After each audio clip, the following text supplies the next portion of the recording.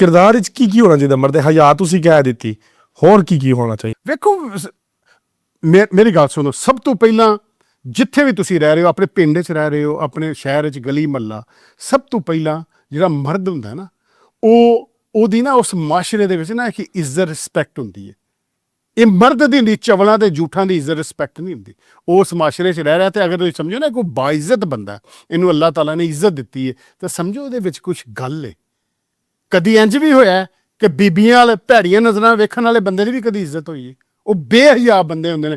ਫਿਰ ਦੂਸਰੇ ਨੰਬਰ ਤੇ ਜਿਹੜੇ ਮਰਦ ਹੁੰਦੇ ਨੇ ਨਾ, ਜਿਹੜੇ ਬਾਗੈਰਤ ਮਰਦ ਹੁੰਦੇ ਨੇ, ਕਿਸੇ ਦਾ ਹੱਕ ਨਹੀਂ ਖਾਂਦੇ। ਉਹਨਾਂ ਦੀ ਗੈਰਤ ਇੱਥੇ ਜਾਗਦੀ ਹੈ ਕਿ ਕਿਸੇ ਦਾ ਹੱਕ ਅਸੀਂ ਨਾ ਖਾ ਲਈਏ, ਕਿਸੇ ਨਾਲ ਮਾੜਾ ਨਾ ਕਰ ਲਈਏ, ਕਿਸੇ ਨਾਲ ਜ਼ਿਆਦਤੀ ਨਾ ਅਸੀਂ ਕਰ ਲਈਏ। ਔਰ ਉਸ ਤੋਂ ਬਾਅਦ ਉਹ ਰਿਸਕੇ ਹਲਾਲ ਖਾਂਦੇ ਨੇ, ਲੋਕਾਂ ਦੀਆਂ ਜ਼ਮੀਨਾਂ ਤੇ ਕਬਜ਼ੇ ਨਹੀਂ ਕਰਦੇ। ਉਹ ਇਹ ਬੜੇ ਬੜੇ ਵੱਡੇ ਜਗੀਰਦਾਰ ਮੈਂ ਵੇਖੇ ਨੇ, ਕਿੰਨੇ ਕਿੰਨੇ ਕਿੱਲੇ ਲੋਕਾਂ ਦੀਆਂ ਜ਼ਮੀਨਾਂ ਦਬਾ ਕੇ ਬੈਠੇ ਨੇ। ਇਹਨਾਂ ਦੇ ਤੁਖਾਂ ਵਿੱਚ ਰੌਲਾ ਹੈ, ਇਹਨਾਂ ਦੇ ਤੁਖਾਂ ਵਿੱਚ ਰੌਲਾ ਹੈ। ਜਿਹੜਾ ਬਾਇਜ਼ਤ ਬੰਦਾ ਹੈ, ਇੱਕ ਮਰਦ ਹੈ, ਇੱਕ ਖਾਨਦਾਨੀ ਇਨਸਾਨ ਹੈ, ਉਹ ਯਾਰੋ ਕਿਸੇ ਦਾ ਹੱਕ ਮਾਰਦਾ? ਉਹ ਨਹੀਂ ਕਿਸੇ ਦਾ ਹੱਕ ਮਾਰਦਾ। ਰਿਸਕੇ ਹਲਾਲ ਖਾਣ ਵਾਲਾ ਬੰਦਾ ਹੋਵੇ, ਮਾੜੇ ਦਾ ਧਿਆਨ ਕਰਨ ਵਾਲਾ ਹੋਵੇ, ਤਿਲ ਹੋਣ ਦੇ ਬਾਵਜੂਦ ਵੀ ਨਜ਼ਰ ਅੰਦਾਜ਼ ਕਰੇ ਕਿ ਯਾਰ ਕੋਈ ਗੱਲ ਨਹੀਂ, ਕੋਈ ਮਸਲਾ ਨਹੀਂ ਹੈ, ਆਪਣੀ ਅਨਾਹ ਦਾ ਮਸਲਾ ਨਾ ਬਣਾਏ।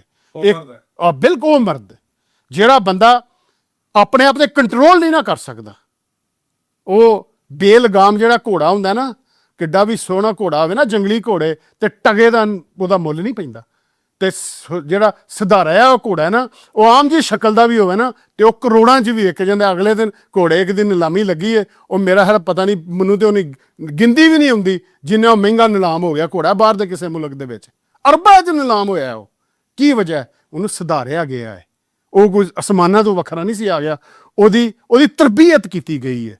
ਇਸ ਤਰ੍ਹਾਂ ਹੀ ਅਗਰ ਬੰਦਾ ਬੇਲਗਾਮ ਹੈ, ਉਹਨੂੰ ਆਪਣੇ ਆਪ ਤੇ ਕੰਟਰੋਲ ਨਹੀਂ ਹੈ, ਉਹ ਜ਼ੀਰੋ ਹੈ ਸਰ। ਇੱਕ ਟਗੇ ਦਾ ਬੰਦਾ ਨਹੀਂ। ਜਿਸ ਬੰਦੇ ਨੇ ਨੂੰ ਲਗਾਮ ਪਈ ਹੈ, ਆਪਣੇ ਆਪ ਨੂੰ ਕੰਟਰੋਲ ਕਰ ਸਕਦਾ, ਨਾ ਚਾਹੁੰਦੇ ਹੋਇਆਂ ਵੀ ਕੋਈ ਅਗਲੇ ਪਾਸੇ ਮਾੜਾ ਕੋਈ ਜ਼ਿਆਦਤੀ ਵੀ ਕਰਨ ਡੇ ਹੈ, ਤੇ ਆਖਿਆ ਚੱਲ ਕੋਈ ਗੱਲ ਨਹੀਂ, ਖੈਰ ਠੀਕ ਹੈ। ਰੱਬ ਨੂੰ ਵੇਖ ਕੇ ਯਾਰ ਗੱਲ ਉਹੀ ਹੈ, ਭਲਵਾਨ ਆਦਮੀ ਗਲੇ ਨਹੀਂ ਪੈਂਦਾ ਸਰ, ਗਲੇ ਨਹੀਂ ਪੈਂਦਾ, ਸਬਰ ਕਰ ਜਾਂਦਾ, ਕੋਈ ਗੱਲ ਨਹੀਂ। ਖੈਰ ਆਹ ਕਿਹੜੀ ਗੱਲ ਹੈ ਕਿ ਜਿਹੜਾ ਅੱਛਾ ਕਤਲ ਵੀ ਤਾਂ ਲੋਕੀ ਮਾਫ ਕਰ ਹੀ ਛੱਡਦੇ ਨੇ।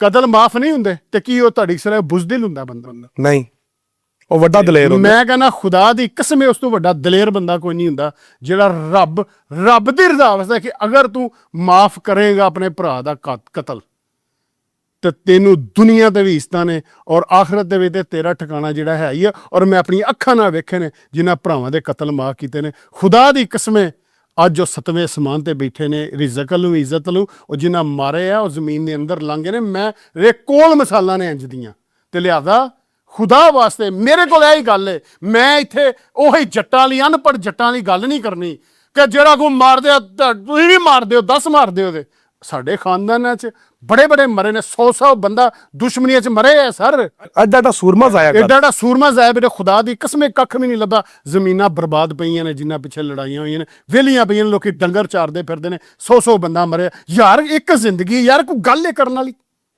ਵਾਹ, ਕੋਈ ਗੱਲ ਕਰਨ। ਸਬਰ ਕਰੋ। ਔਰ ਇੱਕ ਹੋਰ ਤੈਨੂੰ ਮੈਂ ਗੱਲ ਦੱਸਣਾ, ਤਰੱਕੀ ਕਰੋ, ਇੱਜ਼ਤ ਮਿਹਨਤ ਕਰੋ। ਆਪਣੇ ਦੁਸ਼ਮਣ ਨੂੰ ਮਾਰਨਾ ਭਲਵਾਨੀ ਨਹੀਂ। ਖੁਦਾ ਦੀ ਕਸਮੇ ਉਹਦੇ ਸਾਹਮਣੇ ਇੱਜ਼ਤ ਦੇ ਨਾਲ ਜ਼ਿੰਦਾ ਰਹਿਣਾ, ਜ਼ਿੰਦਗੀ ਗੁਜ਼ਾਰਨਾ ਭਲਵਾਨੀ ਹੈ। ਮਾਰਨਾ ਭਲਵਾਨੀ ਨਹੀਂ, ਮਾਰਨਾ ਭਲਵਾਨੀ ਨਹੀਂ। ਉਹਦੇ ਸਾਹਮਣੇ ਜ਼ਿੰਦਗੀ ਇੰਦੀ ਗੁਜ਼ਰੇ ਕਿ ਤੈਨੂੰ ਵੇਖ ਕੇ ਰੋਜ਼ ਮਰੇ ਤੇ ਰੋਜ਼ ਹੀ ਹੈ, ਰੋਜ਼ ਮਰੇ ਤੇ ਰੋਜ਼। ਬਿਲਕੁਲ ਠੀਕ।